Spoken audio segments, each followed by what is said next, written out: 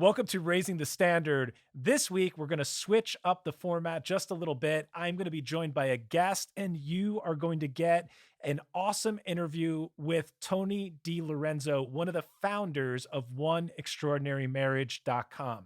Tony and his wife, Alisa, have been running the One Extraordinary Marriage podcast for over the past 12 years. They have over 50,000 listeners and over 4 million downloads.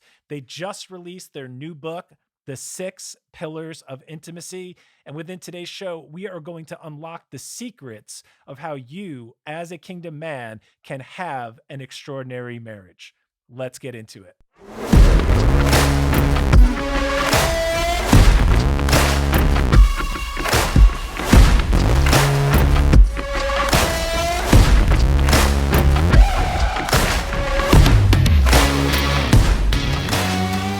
Welcome to Raising the Standard. I have a very special guest lined up for us today. I am joined by Tony DiLorenzo from One Extraordinary Marriage.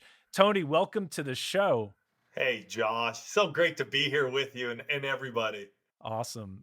So Tony, we became friends this year, and you've been a great friend. You've been a great supporter.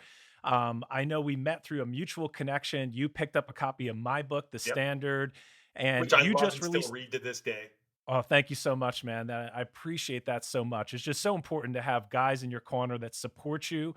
And you've certainly been that for me. So just want to personally thank you for the messages, the support, and just being in my corner and telling me to keep going. I appreciate it. And same here. Yeah, absolutely. And we're going to dive in today to a couple different topics around what you and your wonderful wife, Alisa, do together. And you also just came out with a book, The 6 Pillars of Intimacy. I've read it. I was a part of helping launch this book and being Yes. on your team behind the scenes. Yeah. And I'm a big fan of it. And we're going to break that down and get into that in just a little bit within within today's show as well. Excellent. So let me first start by just asking you to give us just a little background to One Extraordinary Marriage and the origin story behind that. I think it's important for our listeners and our viewers just to understand who you are, how long you've been doing this for, and we can take it from there. Yeah, I love it. So first off, I've been married 25 years to my beautiful wife, Alisa. We have the top rated marriage podcast, the One Extraordinary Marriage Show, which we have been doing now for 12 years, over 600 and I think 90 episodes at this point in time. We'll hit into 700 here shortly. So we've been doing that for a while, but it wasn't always that way. We didn't always have One Extraordinary Marriage. We didn't have an extraordinary marriage. In all honesty, we had a pretty crappy marriage. In my own words, and at year 11, with a 5-year-old and a 2-year-old, Elise and I were at a crossroads, and we were just sort of stuck. We'd been together at that time 11 years. We'd known each other for 13 years. I was running a business. She was a stay-at-home mom. For those of you who have toddlers or have had toddlers and that age group, it's rough. And we didn't have anybody in our corner. Like, I didn't have other guys I could reach out to that were in my corner that I could just talk to, be open, honest, and transparent with. And we were at this place where really we had 3 options in our marriage. One, stick it out until the kiddos were 18. The youngest was 18 and call it quits then, which is now we've learned is called gray marriage, gray divorces. Or get a divorce now. Just like, let's just go our separate ways, make it work, figure it out. Or C, get radical. Elise and I decided to get radical. And the way we got radical is that we were actually watching some friends' kids. They were doing like tennis volleyball or something, beach tennis volleyball, or I don't know what it was. But the segment that came up after it were these 2 couples who shared that they had done sex challenges. And I'm watching this with Alisa, and I'm like, this is really interesting. The first couple, the wife for her husband's 40th birthday granted him or gave him 365 days of sex. They never share how many days of sex they had, but that's what she gave them, which I thought was really cool. And then the second couple, they actually had 101 days of sex straight. So I was like, this is interesting. And I looked at Alisa after it was over, and we were about to lead a small group at our church for 8 weeks. And in my mind, I'm like, okay, we're leading a small group at church for 8 weeks. How many days is that? That's 60 days. So I just came out of nowhere and I'm like, hey, babe, why don't we do a 60-day sex challenge? And before I could even say anything else, she was just like, nope, got up, went to the bathroom, did her stuff to get ready for bed, came back out. I was even thinking, like, hey, maybe we'll have sex tonight. She comes back out and she has like this green facial mask on. I'm like, okay. And typical, that was something that happened often in our marriage, just that rejection. So I just went on my way, just sort of like, all right, what can I do now? What are we gonna do? And actually went to work the next day, had a great day that I can recall, and came back, and Lisa was like, yes, let's do it. And it was so far past me at that point in time. I was like, yes, do what? And she's like, let's do the sex challenge. And then the next thing out of my mouth, or what I was really thinking, was like, oh my gosh, how am I going to do this? How am I going to do this as a guy? Like, how am I going to be able to like have sex for 60 days straight? Got a little like freaked out, but we worked it out. We talked to each other and we made it happen. So we ended up having sex 40 out of 60 days. And what we learned was it wasn't just about the sexual intimacy, which we talk about in our book, The 6 Pillars of Intimacy, but it was the emotional intimacy, it was the spiritual intimacy. It started bringing us back together like we never had, and that was where it all started. Wow, it's amazing. And I know a little bit about your story because it's in the book. But first of all, thank you for being so real, so authentic, so raw. Just even sharing that story of like, hey, I was used to rejection. So, like, whatever, I chalk this one up as a loss tonight and whatever, we'll move on. I tried. I want to know more about what, and I know you take couples through this through One Extraordinary Marriage as well. What are some of the key learnings, like as you went through this sex challenge? What changed in you? What did you have to do? Because honestly, it sounds when you first pitch it, and maybe Alisa took it this way too. It sounds like, wow, this is really great for Tony. What am I going to get out of this as the wife in this situation? So, how do you coach men or how do you coach couples to serve that up? And I really want to get into what changed within you and how did that change and impact your marriage by making this commitment? Yeah. And so in a couple dynamic too, let's be real. There tends to be one spouse who will always want sex a bit more than their other, and how much more that is depends on that couple, right? So it's always the one who has, we would say, the higher desire, who's going to win out, because we know many of women in marriages who are that way, and they have, because our other Amazon bestseller is 7 Days of Sex Challenge, and they presented that to their husband. The husband's like, I don't want to do that. That's a lot. Um, so just whoever that spouse is, but it's much more than that, which we learned.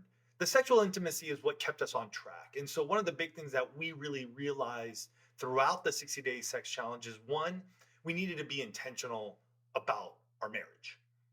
The sexual intimacy is what kept us on track, because we were willing to go outside of our norm. We were willing to go, you know what? We might have to have sex in the morning, which by that time, having young kids and everything, it was pretty much like at night, lights turned off, get her aroused as quickly as possible, have sex, move on.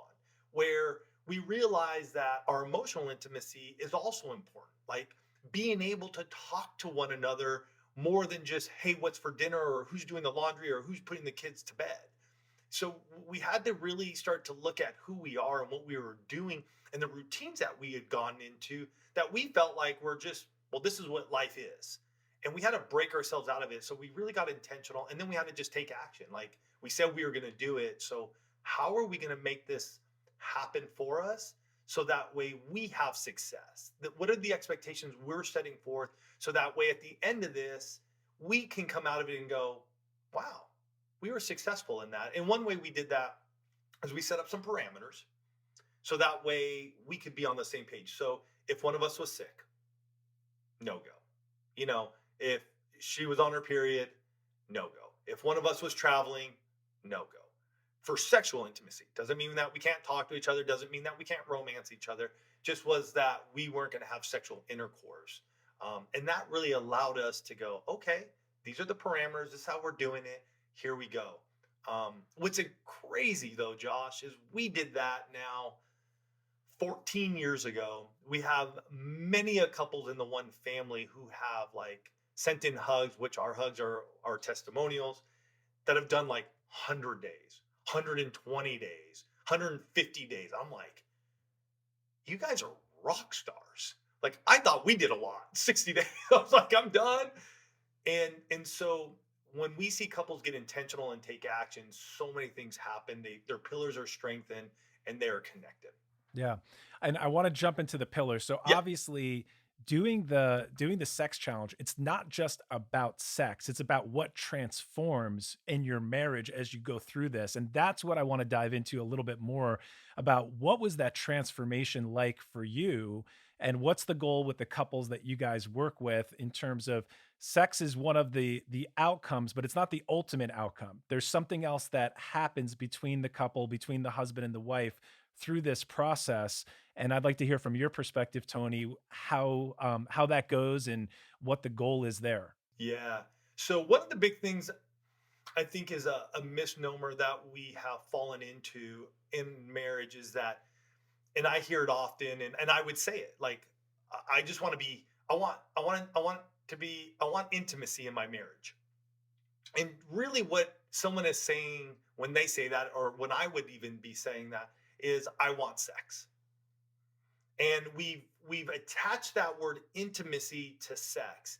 And what Elise and I began to realize that intimacy isn't only sex. That is one of them, but it's not all of it. And so when we began to just start looking at what we had done, as we began to talk to, it started our podcast. Like we got into this place of like, we started the podcast, we started the rhythm, we started talking, we started learning, we wrote our first book, started learning more. Elisa does all of our coaching here at One Extraordinary Marriage. She's coaching the couples. And people would continue to say intimacy. And as Elisa and I would dive in, we're like, well, what does that mean to you? You keep telling me intimacy, but what does that really mean to you? And it almost never was sex. It was always like, well, I want to just connect with him in a way instead of just like sitting on the couch. Or I want to know how to romance her, but I'm not too sure. Or we need to get our finances on track, but I don't know what to do. I'd love for my husband to lead us in our spiritual matters, but what does that look like?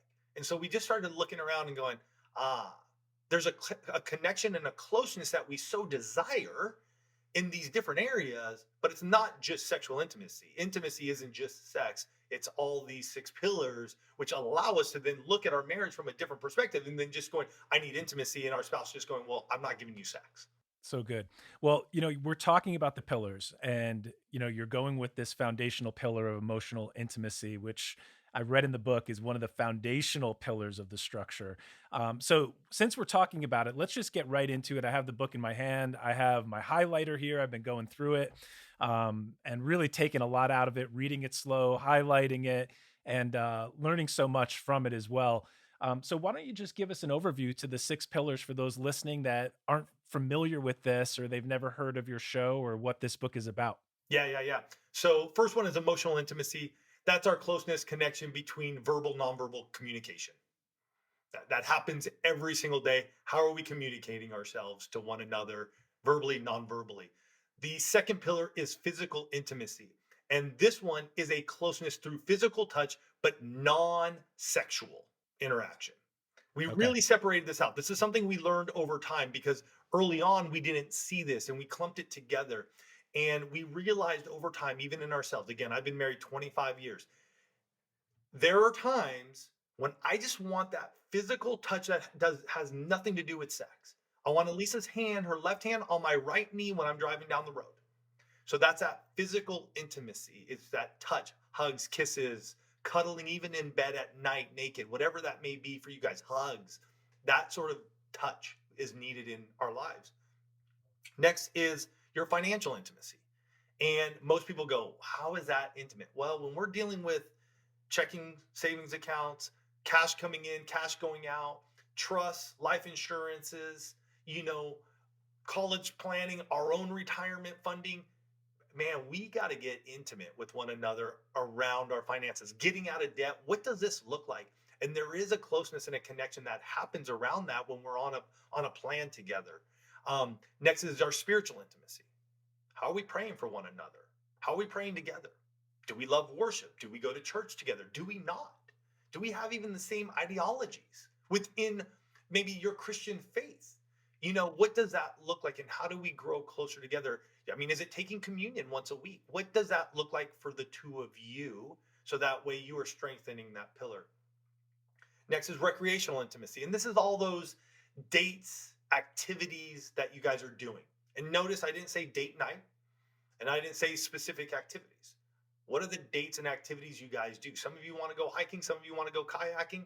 Some of you want to go like you want to go on your sea-doos or whatever. You want to just hit the lake and lay around on the boat. Those are the activities. You want to go fishing. You want to go to NASCAR. You know, dates don't only have to be at night. They can be in the morning. They can be at lunch. They could be in the evening. It could be to a concert. It could be, hey, sitting out under the stars, whatever that looks like for you. And then lastly is our sexual intimacy. And that is anything from your foreplay, sexual intercourse, and romance. Okay. Yeah. Wow. Even on the recreational side, I just want to say you probably brought a lot of freedom to people, even with that statement, because we've been conditioned. And, this is a good movement, but there's even a movement right now about, hey, have a date night. Guys that are driven, guys that are in, business and entrepreneurs, they're productive in all areas of life, which is the guys we talk to on this show. They want to prioritize their marriage. So it's like, hey, I have to have that weekly date night. And you just said something there. It doesn't have to be just the traditional date night, dinner, and then go home and watch a movie or whatever else that looks like for you. I love that. Yeah. And I've just learned over the years, I mean, those are great. And Elise and I love them and we do them. But I also realize that, gosh, I love just after a day where we're just going at it to just go take a lunch together, to just go hang out and just sit back for lunch when it's a little quieter. There's not a lot of people around, and we can just sort of mosey through that time together. Kids are typically in school, so there's not like we have to have a babysitter, we have to have this, or you know what I mean. And we can flow a little differently than if it's only in the evening when you go to a restaurant and they're really trying to flip that table, and you also have a babysitter at home who's just sort of sitting around. Kids are asleep, but you're still paying them.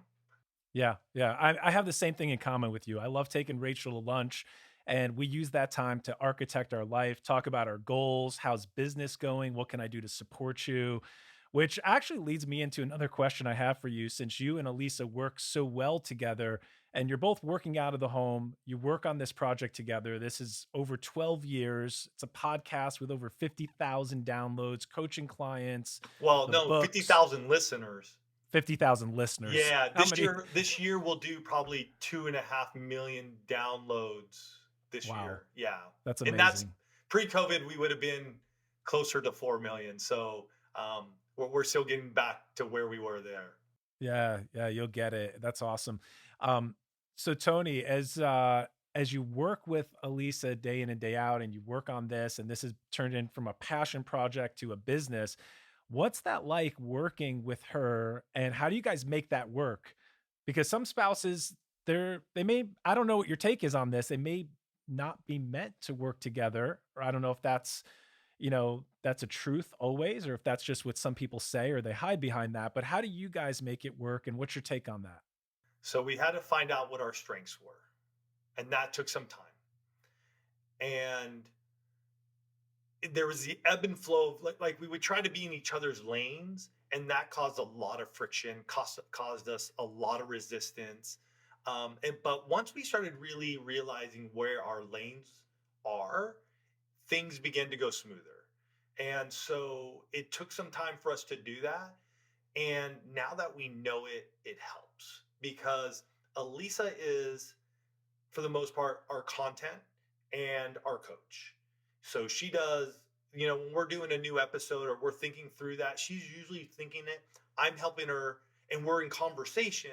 But once it gets down to a point of like, hey, we need episode notes and we need all this stuff, she's writing that. And then she'll get that to me. And then I'll do a lot of the back end stuff. I mean, I'm still in it. I'm still in WordPress. I'm still in ClickFunnels. I'm still doing a lot of that. I still do a lot of our graphics. And I just jump in and I just roll all that stuff out. And then we'll come together and we'll do the podcast, right? And once it's done, I'm doing the back end stuff, and we're one shoot episode, one shoot, I don't know, one take, I don't know what you want to call it, but we don't Sure. have any post production. It's Yeah. honestly like we talk, I normalize my audio, and I upload it to my hosting. I get on the website and we move on. But we had to find our strengths, where those are at. And then we also had to really look at our calendars and go, when do we have time for us to be able to talk about the business and not like talk over each other and seep into each other's worlds when we're doing work? Because that causes a lot of frustration. Like I'd be working on something, say with even this book, making sure that the covers together and working with our designers and our formatters and all this sort of stuff. But then Elise would be like, "Oh, something's going on," and I'm like, Okay, write that down, because right now I have to stay focused on this and get this done." And so we just made sure to do that, and it's worked. I'm not saying it's perfect. We still have our arguments. We're human. Sure. We're just like anybody, any other couple. We just have a desire and a passion to impact marriages, and so we have become resilient to just going, "Hey, we're all on the same team. So even though we're getting upset with each other, what's the end desire? What's the end goal? Who needs to take it? And let's get it done." Yeah, that's awesome that you have that shared vision of who you're impacting is what I really hear is the driving force. You know, you mentioned something else, which I'm going to have you back at a future date to just talk about taking action. I love the fact that you don't get wrapped up in post production, that you decided you're going to do this and you just went out and went for it. There's a lot of lessons for men just with that intentionality and that taking action piece that you guys talk to in marriage. I see it also spill out into other areas of your life, even the way you started this project. Yeah, that's awesome. So Tony, you know that raising the standard, we're talking mostly to Christian men, to men that want to expand the kingdom of God in their Yep. life and around them as well within their family and take it within their sphere of influence, so the workplace and where they find themselves at that point in life. So as we talk about men, and we're talking to men on this show, is there a pillar within the book here? Is there one of the six pillars that you find that men tend to gravitate to more than others? I would assume it'd be the sexual piece. As a guy, that's what attracts most men, or why they might want to pick up the book, or why they might be interested in taking the challenge. But I could be wrong on that. So I wanted to get your take. It's interesting, as we've shared the six pillars of intimacy with the one family and have heard from so many people. You would think that would be the one. Like and it's interesting because there are six of them. I think it gives men the opportunity to not be pigeonholed, because we are more than just about sex in our marriage. And what I'm realizing, there are men who are just like, I really need to focus in on my emotional intimacy. I never heard it said like that. I always heard that I need to communicate with my wife. And the way I was told was like I had to like sit across the table from her or sit knee to knee and hold her hands, and we had to like look deep into each other's eyes, and that's the way we could talk. Um, but now they're going, wait a minute, there's other ways we can do that. And I'm willing to step in, because I see there are cracks in that pillar, but I'm willing to step in and strengthen it and learn other ways that I can connect with my spouse. And so I see men just sort of gravitating to where they know the cracks are.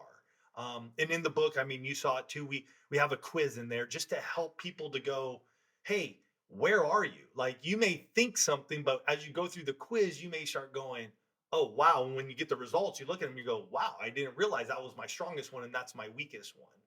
And so you can start to look at that. Um, I wish I could tell you, man, but I just don't see one anymore that's just like way up here, and all the rest are below. I think a lot of it is too where are you at? What season are you at in life? Are you dry?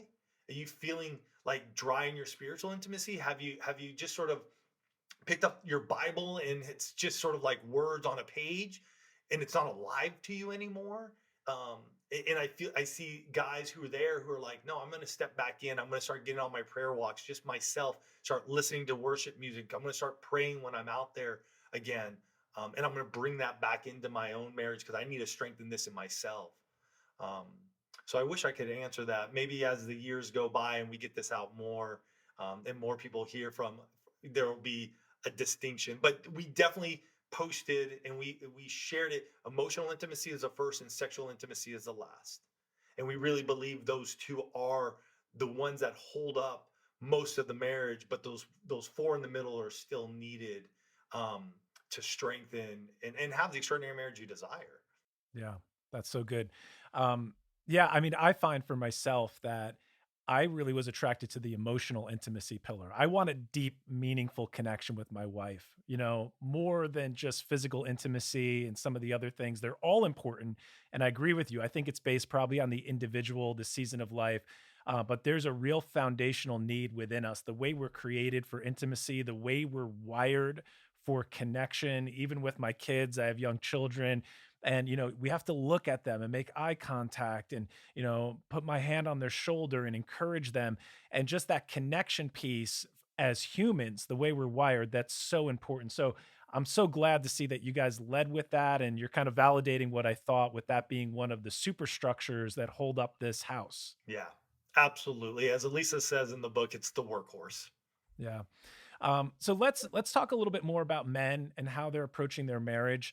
Do you find that men are playing with a victim mindset within their marriage when they don't get their way, or things aren't the way they thought they were going to be in their marriage? How does that show up for a guy? Yeah, I think when we're emotionally spent and we have nothing left in our tank, we've been rejected. Yeah, we play that victim role because it's an easy one to take on. Like I've tried everything and she won't respond to me, anymore, and so it's very easy to find other outlets to go fill that need. And I'm not saying those outlets are other women per se, but it could be alcohol, it could be drugs, it could be other activities, it could be other buddies, it could be work, just to get away from that.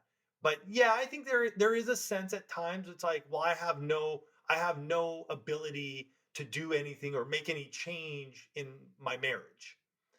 And that's where Elisa and I really come in and go, no, one of our hashtags that we've had for years here at One Extraordinary Marriage is what can I do? And because we want to break that cycle.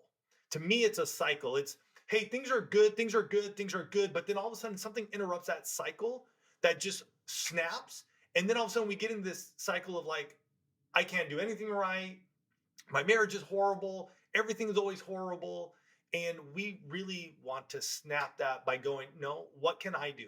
Take a step back and just ask yourself, what can I do? And what's that one little step you can take to get out of this victim mentality to go, oh, maybe what I really need to do is just write my wife a little note and express what's going on, or just tell her I love her. It might mean, hey, if she's somebody who just enjoys, that time with you. It might mean just going on a walk and talk with her. It might just be taking her to coffee or bringing her a coffee. It might mean just picking her up some flowers. So just the what can I do mentality to get you out of this, like, oh, woe is me. Yeah, yeah. I think that men may go through neglecting their marriage for periods of time for the exact reason we talked about. They may be focused on a work project, or now they're climbing the corporate ladder, or they're building their business, or maybe they're hyper focused in the gym, or whatever that hobby is at the moment. They neglect things. And then they automatically want things to work out the way they want it to work out. And then they deal with rejection. And they have an expectation that's not met, so they start playing the victim and say, well, I tried, everything I've done, it doesn't work, she just doesn't respond, I'm trying, because in their mind they're playing this scenario out. So I love how you address that. And here's And something, Josh, I just want to yeah. share because I did that in my own marriage. I was frustrated. We had young kids. Um, I wasn't getting the responses I was looking for or I thought I was supposed to get in my marriage. And so I went into cycling. And I've always been into cycling. I started cycling, road cycling when I was 14 years old. I mean, I did my first century by the time I was before I was 15. And at the age of 15, I rode my first double century. So I've been into cycling all my life. And there was a period in time where I wanted to do as many double centuries as I could. And for 3 years, 4 years, I did what's called here in California the Triple Crown. And so that's riding 3 double centuries in a calendar year. And to do that takes an enormous amount of time. Like you don't just get on your bike and ride 200 miles, especially when those rides take anywhere between 10 and 18 hours. Like that's just your ride day. So I was spending anywhere from 15 to 20 hours a week on my bike in my garage, lifting all about me. And then when I was like done or the season was done, I'd come back and I'd be like, all right, well, like let's just jump back in. And Lisa's like, where you been? Like you're out for 8, 9, 10 hours. You come back, you take a shower, you eat, you take a nap, and I'm here with 2 kids. And so I had to man up a bit and I had to raise my standard, right? Like I can't, if I want something beautiful out of my wife, if I want something to come out of her that is beyond where she is right now, then I need to pour into her as well. Um, and I wasn't doing that. I wasn't pouring into her. So she was battling me as well. And I realized, and I remember just getting this sort of a nudge of just like, no, you need to sow into her more. Like you need to be there for her. You need to be present for her. And that takes a lot of grit. I don't know if it takes, I don't want to say if it takes grit, but it takes a humbling act to go, this isn't only about me. In this marriage, it's us. We're on the same team. And I need to pour into her right now because she doesn't feel it's almost like a quarterback and a wide receiver, Yeah. right? Like the wide Yeah. receiver is like, bro, I'm out here, I'm out here, I'm out here. Sure. You never throw it to me. Like you better believe there's going to be some tough conversations during the practice or even in the huddle, like, man, I'm wide open, but you're always looking the other way. Or so I had to pour back into her. And just like a quarterback needs to throw it to that wide receiver because he's important and he's needed to make touchdowns and to score and to win football games. Yep. I identify with this conversation because I've been there myself. So hyper focused on work or hyper focused on something else and traveling seasons too. Sometimes you're traveling. Sometimes I've had certain jobs where I was always on the road 3, 4 days out of the week. And then you come back and you want things a certain way. And it's not like that if you've been neglecting. So this is just such a real conversation. So for the guy that's in that moment right now, you've talked about pouring into your wife and sewing into her. What can that look like? And what does that look like for you? And what can that look like for men that know they've been neglecting? They know they've been in this place where they've been selfish. Really, that's what it comes down to. And then you get rejected or you find like all of these things we're talking about are different methods in my mind of self-medication. You're finding an outlet to plug into. It might be riding your bike. For me, it might be going to the gym where I can just escape. I can turn on my headphones. I can get away from everything and just focus on me for a little bit, which isn't inherently bad, but it can be if you're using those to run away from something that's hurtful or something you don't want to face up to within your marriage. So, how does a man begin to sow into his wife or start that process of winning her back? Yeah, I think there are a couple of things you need to address. Where where are the cracks? Like in all honesty, where are the cracks in your pillars? And if it's been one of those places where you haven't, really had great conversation with your wife in some time, what are you going to do to start getting that back on the map? And our actions speak louder than our words. And for Elisa and I, like at one point in time, we did these things called coffee breaks, and we have a whole sheet that we've shared and have for the one family to just help you to just get on the same page on a weekly basis. It's almost like a marriage meeting. It's not a date. It's more of a marriage meeting, and sometimes that helps because we're in a spot where we're not like super like lovey-dovey yet, and there's still sort of this tension going on, and yet we know we need to connect. So maybe a way to do that is just like, hey, what's going on around the household? How can I support you? What are we doing this week? Where are the kids at? And so we can talk there, but then we can also dive into the 6 pillars of, hey, are we having enough gourmet time? Which is, are we having enough sex? And if we aren't, what can we do? Like, what's one thing that surprised you last week? that I did for you. So we get into this place of like, we're getting inquisitive again. We gotta be inquisitive about our spouse, and we want them to be that about us. Because if not, Yeah. it's just sort of like we're rolling through the doldrums again, right? Yeah. Um, Yeah. so that could be a coffee break. I do believe one thing that we can do, and I've seen it happen time and time and time and time again. Our words have power. And what are the words that we are speaking over our wives? If we say that she is rude and mean and she's a pain in the butt, then guess what? That's what you're going to get. And that's what I got. And then there was a time when I remember just God just going, and I battled an 18-year pornography addiction. I broke that, and to all credit to Jesus on that one. That was an absolute miracle. Broke those chains and never went back. And that's been 18 years. My boy was a year old and he's going to turn 19. Um, but I realized that the beauty that I was looking at was fake. It was false. And I wanted Alisa to live up to that, and she couldn't, and she felt inadequate. She was self-conscious about it. And I remember God speaking to me, and he said, "You need to tell her she's beautiful. No matter what she says, no matter how she responds, you tell her she's beautiful." And I saw a woman who was just hurt. Um, she was just, she didn't feel beautiful inside and out. And just speaking that word over her. And I've been saying that now for, gosh, almost 10 years. And I look at my wife, she actually posted a picture yesterday of when we met in 1994 and a picture we took last weekend together. And I'm like, she's the standard. She's the standard of my beauty. But I had to sow into that with my words over and over again. Even when she didn't want to hear it, I just continued to tell her, I'm like, you're beautiful. You're beautiful. And I do introduce her to this day. This is my beautiful wife, Alisa. Josh, if you were to come over here and we were just to hang out, and we were like, hey, I knew Yeah. you, but you didn't know her, I would be like, hey, Josh, Sure. this is my beautiful wife, Alisa. Alisa, this is Josh. Awesome. Well, I'm coming over, so I'll look forward to when you make that introduction. We'll make it happen.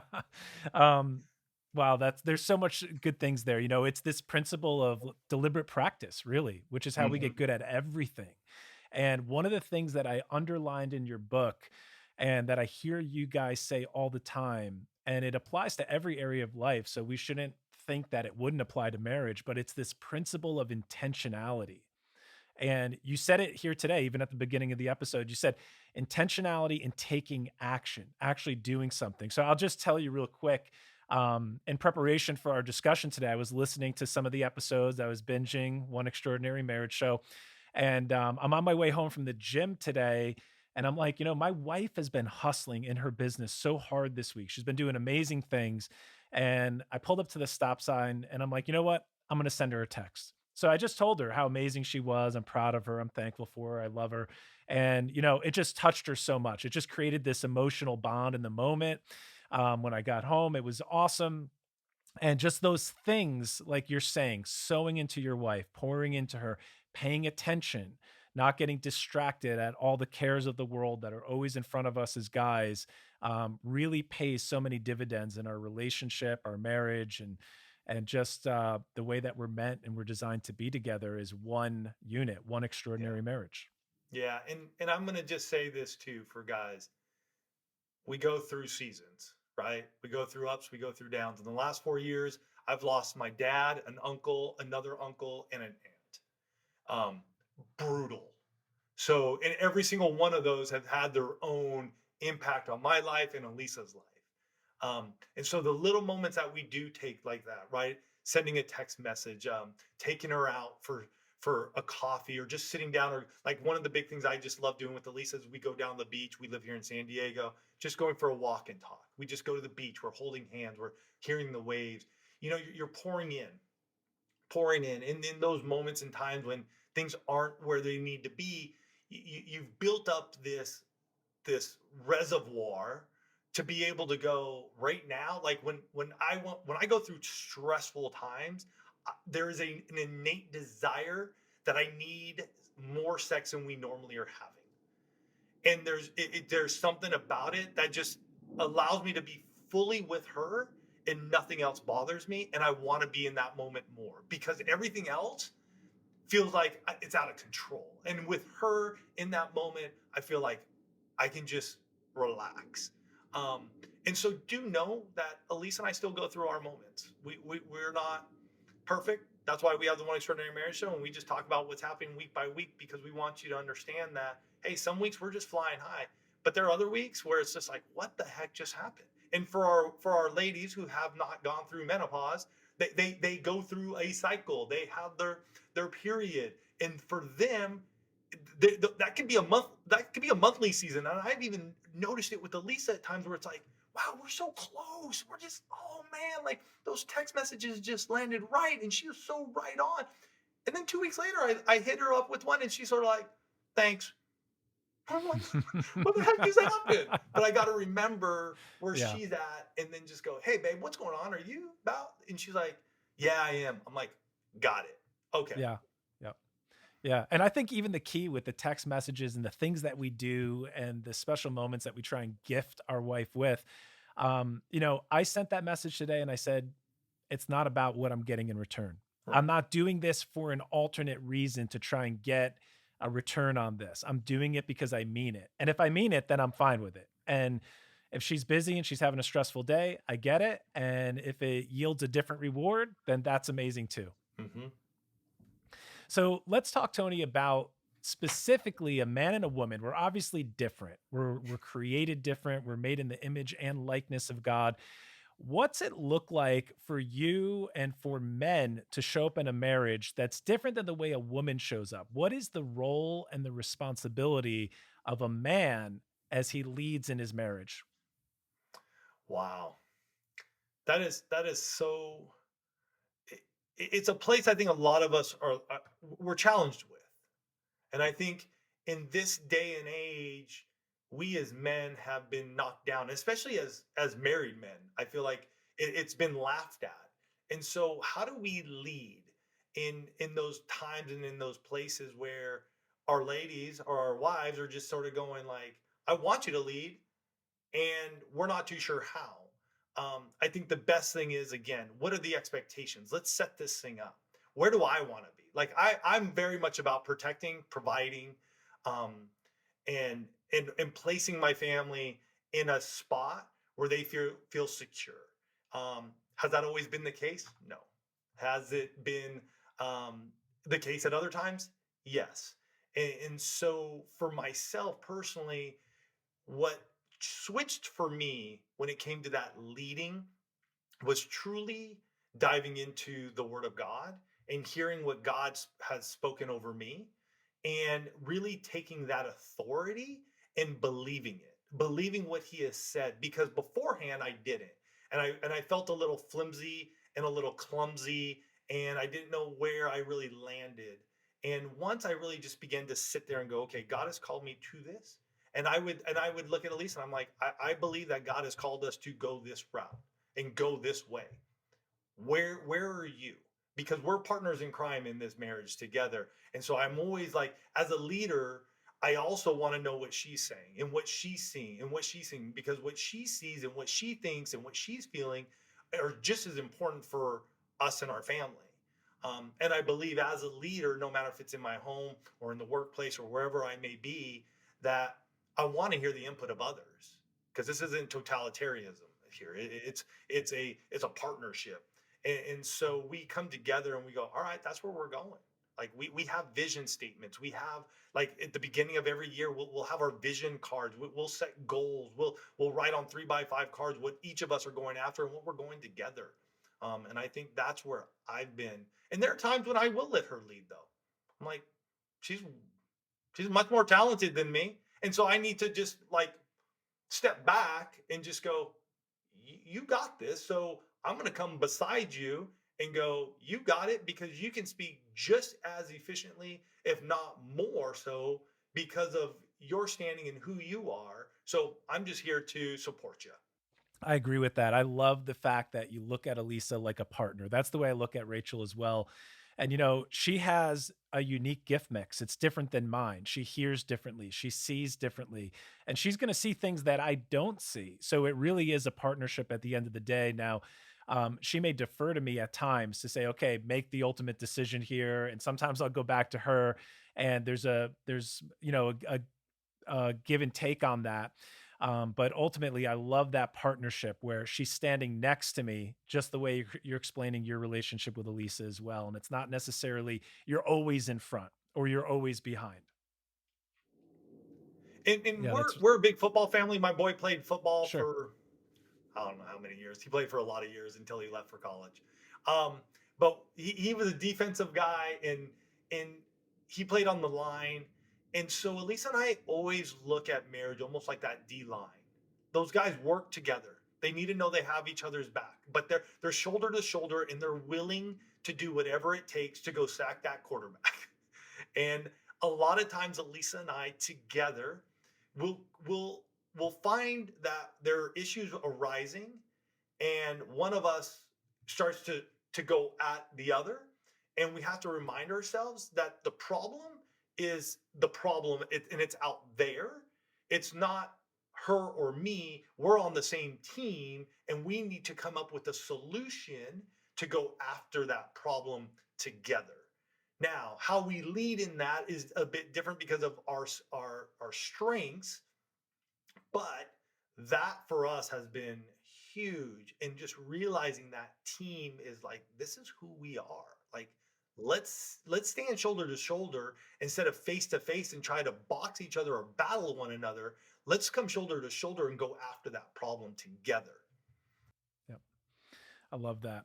When it comes to the spiritual intimacy pillar, and it comes to your spiritual relationship with your wife, we have this relationship with the Lord, and we have this relationship with our wife, and we have this relationship together. What's that look like for you? I'm actually, your book is so good because it gets so practical, and I love, just how much I can take action with it. So I want to have that conversation with you around, are there rituals? Are there habits? Are there things that you've done? Are there things that you've tried that you don't do anymore when it comes to trying to cultivate or cultivating this spiritual atmosphere in your home and in your relationship?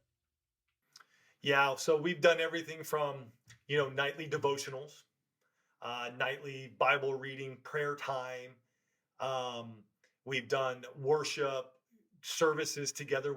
We've served together in just roles at church to high level roles within church organizations. Communion together, um, praying out loud together. Leading small groups together. We've done all of it.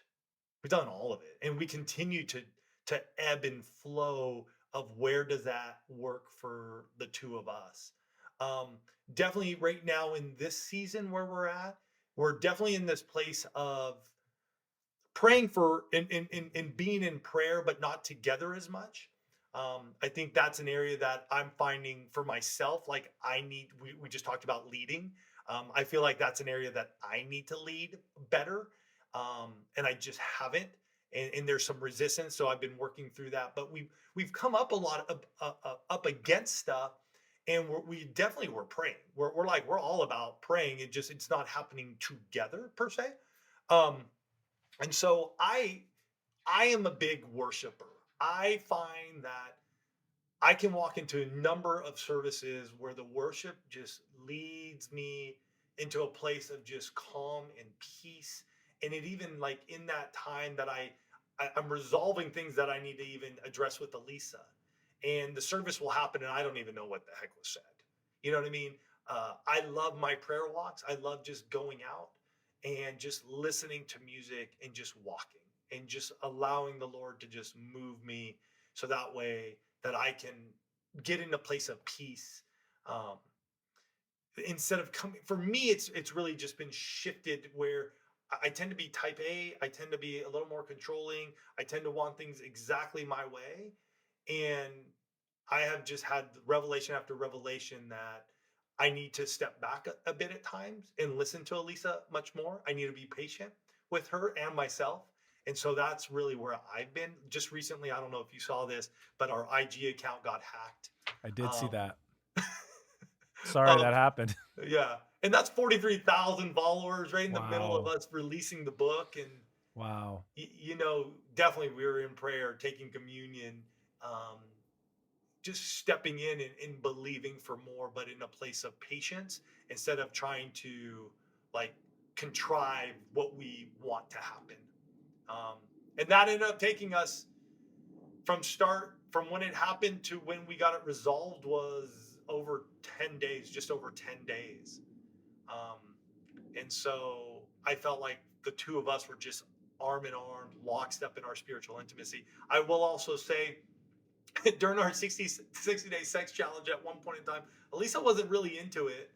And like, I don't remember if it was during or like right, like we were just like in foreplay or something. She's like, or right after, I just can't remember, but she was like, yeah, you know what? I prayed to God to have like desire for you today. I'm like, what are you doing? And this was earlier on, and I'm like, yeah, Lisa, I don't understand that. And over the years, though, I honestly have been in places in our sexual intimacy where I'm stressed, I'm frustrated, I've gotten older, I'm struggling to even just get the desire personally. And when I say get the desire, just even to get an erection, and get to that place, and I'll just be like, God, like Elisa's initiated. This is her night. She's initiated. She's desiring me, Lord. Just give me the strength right now to be ready for her. And to just get real with her and let her know where I'm at. And so I've even been in those places where I'll go there because I'm like, if you can heal the guy with the lame arm, then definitely you can work in me right now. Yeah. Yeah, I mean, wow. It's just, that's really telling about your relationship with the Lord, that you just rely on him for everything, that he cares about every single aspect of our life. It's not a religious thing. It really is a living relationship, that he's so concerned with just the practical things, the everyday things. And if it concerns us, it concerns him. So thanks for sharing that, Tony. I know when it comes to spiritual intimacy, um, you know, Rachel and I might be going through a struggle or a hard time, and you got to fight through to get to that place of spiritual intimacy as well. It's kind of like trying to leave your house on Sunday morning to go to church. Everything starts acting up. It's always a battle. There's some warfare involved, just to, soon as you decide that you want to follow the Lord, or you want to focus on your relationship or place a priority on it, whether as an individual or in your marriage, there's going to be things that come at you that you got to work through. And I know when I take the lead and I say, "Hey, let's pray. Let's just have a time of worship together. Let's just pray. Let's wait on the Lord. Let's see what he's saying to us. Let's read scripture together." That just changes our entire perspective on whatever we're going through. And the byproduct is there's incredible spiritual and emotional intimacy that's generated when we spend that time together, more so than anything else, in my experience. I agree. I agree. And it's a journey, right? I mean, there was a point in time 7 years ago where we were at a church and I was like, Elisa, if this is what it is, then I'm done. I'm out. I can sleep in. And there are some tough conversations we both had to have. Our kids were a bit younger. She felt good at the church we were at. Um, and so we had to have some tough conversations. And that was 7 years ago. And it was probably the best thing that has happened to us in our spiritual intimacy because we got rocked. I mean, the Holy Spirit just rocked us and has put us in a community that has allowed us to come up with the 6 pillars of intimacy. I mean, this came up at our church. We did a marriage reset, and we shared this for the first time, and we actually called them the Power Six. But we had these 6 pillars, and I remember coming off stage and one of our pastors just like, "Man, we need to work on those pillars." And I was like, "What pillars?" And I remembered I just had thrown a slide with these little pillars, but it just hit them so much that I was like, "Oh my gosh, Elisa, God's working here somewhere. I don't know what yet." Um, and so it's been a journey, though. You know what I mean? And again, seasons. Where are we at? What's going on? And where are we willing to dive in together? And where sometimes that we have to have some tough conversations. And then within our spiritual intimacy, I will share with you guys too. Find other couples that you are wanting to do life with, couples that, not that you're mentoring, but people that are on the same page with you, people that are like, we have a text chain. There's 12 of us, there's 6 couples, and they're my family. They're my family, really. And mine and Alisa's both, where, man, when we need prayer, those are the people we go to, and they strengthen us in so many ways in their prayers. But also when they need prayers, it's like, oh, like we need to get activated and we need to press in for these guys too, because they're part of our family. And that's really has stretched us in the last year, having this group of couples that we get together and do that for one another. Yeah, that's great. So it's not just about receiving the prayer, but the active service of praying for others too and being activated. And it's really Mhm. what you guys are doing week after week with your show. You're pouring yourself out, you're sharing your life, and you're pouring into couples, and you're seeing the fruit of it, as we can see from all the results, the testimonials, and just how you're impacting all these couples and changing lives. So Thank you Tony, so as much. Oh, you're welcome, man. As you thank you. As we kind of wrap up here, let me just ask this last question, and then I want to get into how people can connect with you and get involved and grab the book. But right now, for guys that are listening to this and they're motivated right now, they're like, you know what? I've been that guy. I've been self-medicating. I've been running away. I've been neglecting, or I've been focused on other things. And, it's not the way it used to be. I do want it. I have this desire to go back to the way it was when we first met. And I want to reignite my marriage.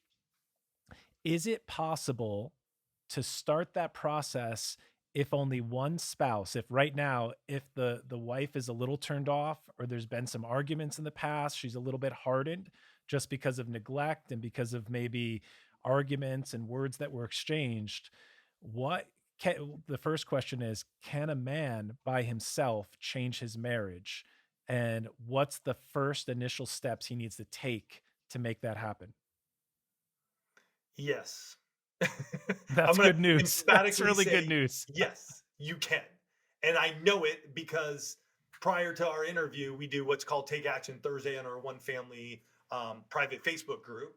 And a husband goes, the 6 pillars of intimacy, he basically said, has transformed our marriage. My wife doesn't want to be a part of the group yet. She's still trying to come on board, but we're reading the 6 pillars, and she's starting to engage me again. And you know what? I've never met his wife. He jumps on Take Action Thursdays. I see him. I know him. I know where he lives out there in Arizona. And he's like, this is what I needed. We got another testimonial from a wife who, her husband, they've been married 30 years. Her husband cheated on her early in their marriage, had held that guilt and that shame for years and years. They did not have sex for a decade. And she was willing to go, you know what? I still want to be married to this man, but I don't want the next 30 years to be like the last 30 years. And so she stepped in and she said, I'm going to do what you guys have been telling me in the 6 pillars of intimacy. She goes, I'm going to go do that. He was willing to jump into one of your conferences. So we're going through the conference week by week, because our conferences are like 8 different sessions, are all virtual. So they're going 1 week at a time. And she goes, I sent him a text and said, are you up for some gourmet time? And when we say gourmet time, that's sex. And she goes, on my screen in black and white, after 10 years, he said yes. So do I think you can make a change? Absolutely. Are you willing to be intentional and go through what may have to, there's a lot of work that may have to get done. Like, there may be a bunch of garbage that needs to be cleared out. Like, and would we all like it to go away real quick? Absolutely. But sometimes you got to shovel it one shovel scoop at a time to get through it. So are you willing to be intentional? Are you willing to take action even in the smallest way, and willing to just continue to go after it? And I would say, even listening to the One Extraordinary Marriage show, what are we sharing? Are you willing to take that action? Are you maybe willing to just share it with her? And if she says yes, listen to the podcast once a week and just go, hey, you know what? If Tony and Lisa can talk about it, then we can talk about it. Don't take it on yourself. You don't need to be the superhero. You just need to be the person who's willing to go, I will listen, and I'm going to just lay it on Tony and Lisa. And they talked about this, like, hey, we don't have to allow our sex life to take a Christmas break. All right, well, how are we going to make that happen here in our house? Because it's been taking a Christmas break for like 6 months. And I think that's where the passion starts to come back, the desires start to come back, the creativity starts to come back, the joy starts to come back. And you start to go, okay, we're on a roll. And then go take a vacation with her, like take her out, go celebrate her, celebrate each other, get away from the kids. Like we've all had to deal with kids and all this sort of stuff, and everybody's close and around one another. Get some time away, maybe do a staycation, get the kids over to the grandparents or somewhere else. Find solutions. Don't tell me your problems. Find solutions. Believe me, I've had problems too. I've had parents who don't want to watch my kids or don't want to come down here. I've had to hire babysitters or babysitters. We had to find solutions. Don't tell me your problems. Give me a solution. Let's figure it out. Awesome. That's what I And would what I say. love about that is, you talked about someone who got into problems and it took 10 years to get there, but it doesn't have to take 10 years to get out of it. If you're deliberate, you're intentional, you're focused, and you take action, it can be just a fraction of the time. It will be work. That's what I'm hearing you say. But if you're dedicated to it, you can turn that around and you can reignite your marriage. Absolutely. Absolutely. And there's no greater joy. And then tell us, write us, let us know because we want to celebrate you. We do. I mean, that's what we're about. We're about celebrating marriages and those that have gone through, like that woman, 10 years without sex, to those who have just said, you know what, we did our first coffee break and it was the best thing ever. Like, right on. Because your breakthrough is different than mine and some other guys. Like, your breakthrough is yours, and we're here to cheer you on and see you have it. Yeah. I could just sense your passion. You're fired up to change people's lives. I love it. Yeah. It's awesome. 12 years of Um, doing it. There's definitely the calling, and there's no greater joy. There's just no greater joy because I see the communities get impacted. I see kids get impacted. I see brothers and sisters, aunts and uncles, even mom and dads. I mean, I've seen kids jump in and they see their mom and dad and they're like, no, you don't have to live like this anymore. Like, we get it. We've seen you too often. They're like, start listening. And it's just, it impacts couples. And I mean, I got stories upon stories of sisters telling sisters who told their sister, who told her mom, and they're all together and they're all like listening to the show, but everybody told somebody else, so they all didn't know. And what a joy that was, because they're all just like, oh my gosh, this is amazing for all of us and for the legacy we're gonna leave to our kids and to the next generation. Yeah. You said something there that I need to ask you about. You talked about this is your calling. So I want to ask you, when did you realize, when did both of you realize like this is more than just a side hustle or a project or a passion project, but we're actually called to this? Like this is something the Lord has anointed us for and he's promoted you, he's given you a platform for it. When did that click where you realized, okay, this is more than just a passion project. This is something we're called to do. Yeah, that's such a great question, man. I know around episode 84 I wanted to quit. Um, Wow. and I remember at that moment, Alisa's like, we can quit, but you do know we're going to go see a counselor every week. I was like, yeah, I think I'd rather just talk to you right now. And there was something in my spirit at that moment, though, that started to shift. Um, I knew from the beginning we had something, and and I spoke with passion, but there's something shifted there at that 2 year mark for sure. And then I think it was probably like year 7 or 8, so about 4 years ago, where things really began to shift. And we had written at that point in time maybe 4 books. Um, Six Pillars is our sixth book. And I think it's somewhere about 4 years ago. 7 years ago, I remember I was really dry. And that's when we switched churches. And I think it took me about 3 good years in that house to get healed, to really get healed of all, like, I felt like the traumatic incidences that had happened, trying to save marriages and getting like blasted in everything. So I think it was about 4 years ago where like my spirit just began to go, this is it. This is it. And God just going, this is it. You need to rise up. You need to be speaking to yourself like you speak to Alisa. Like you gotta look at what you're doing in the marriages that you're saving. And you get behind that microphone and you keep telling me, Tony, and this is God talking to me, you keep telling me you get behind that microphone to impact one marriage. Well, the one marriage you need to impact is yours right now. So get fired up for me. And I think that's where it just started hitting. And I was just like, yes. And 2 years later, I was so on fire. I sold my other business at the end of 2019, and been full time in One Extraordinary Marriage ever since. And now more than ever, I just like, these are my people. These are who I want to serve. These are who I love. Um, and and that was a process. I don't think it. I think that in the beginning it was definitely there, but I had to work through it, and it needed to come. And so that overnight success for us has taken 12 years. Um, and I'm glad I've gone through every single step of it because it's made me the man that I need to be and to have compassion and empathy with people, um, where I probably didn't have it before.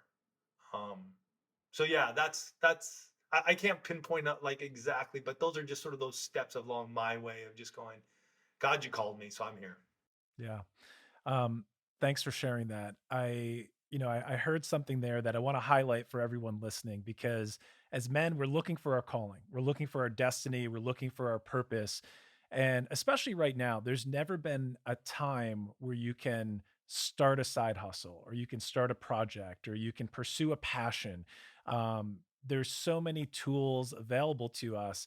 And what I look for and what I listen to when I speak to other guys is really what's driving them. Some people want it because they want to build a platform, or they want it because they just want income, or they want it because they're looking for a level of status that comes with that if they finally attain to what they think success is or what's going to make them respectable in the eyes of other people.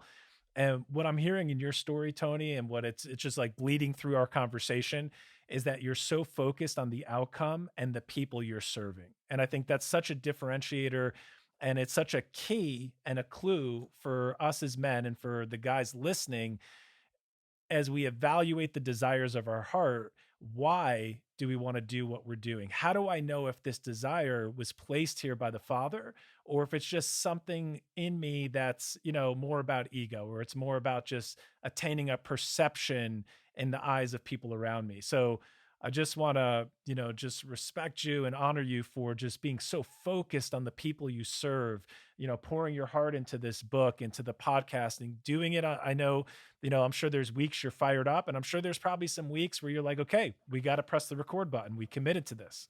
Yeah, like after the passing of my dad, like Elisa's like, we can take a week off. She's like, we don't have to do anything. I'm like, nah, let's just go. It's gonna be healing for me, and so let's go do it.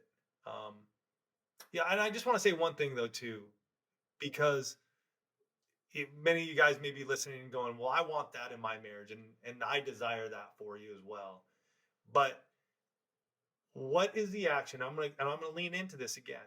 What's the one action you will do every week that will continue to be a building block in your marriage? And for 12 years, no matter what, no matter the highs, no matter the lows, no matter things going sideways or just cruising along, Elisa and I got behind our microphones and would talk to each other and to the one family. And if nobody was around, I would still get behind my microphone for that opportunity once a week to just talk to her. And that one little act done consistently for 12 years has given me the marriage that I didn't think was possible at year 11.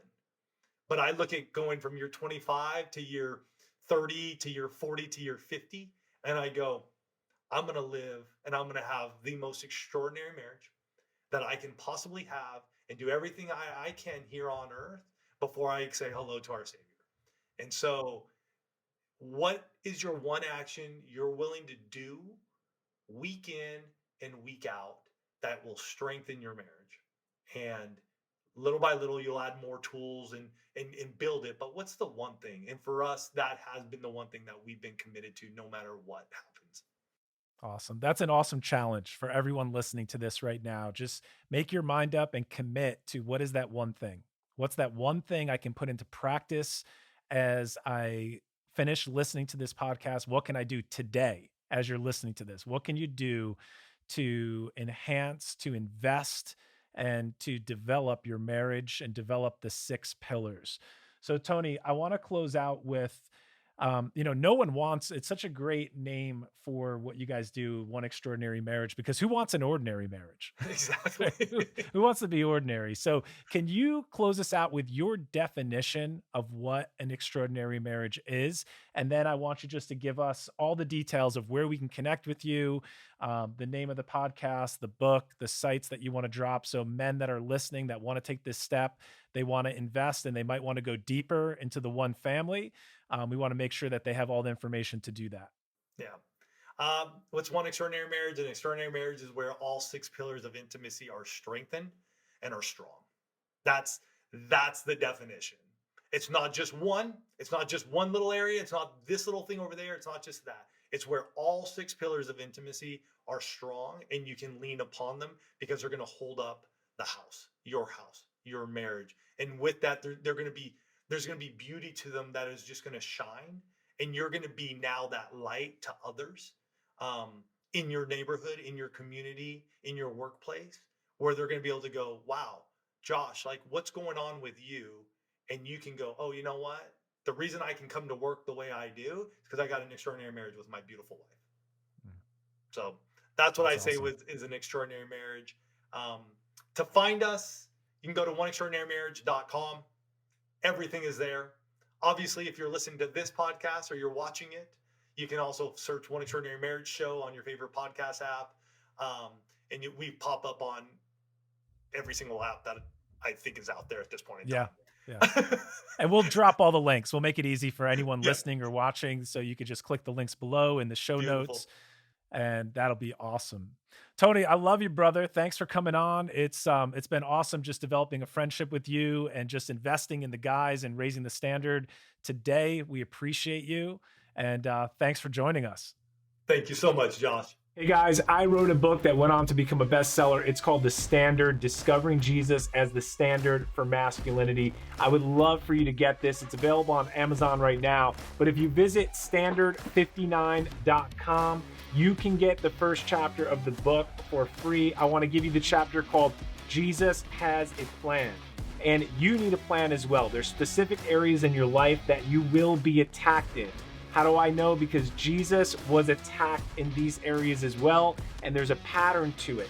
And I want to give you this chapter so you can see how Jesus effectively deploys a plan in his life and how he sets the standard for all men to follow and why we need a plan as well. If you want that chapter, go over to standard59.com and grab it. If you want to get the book, you can get the book on amazon.com.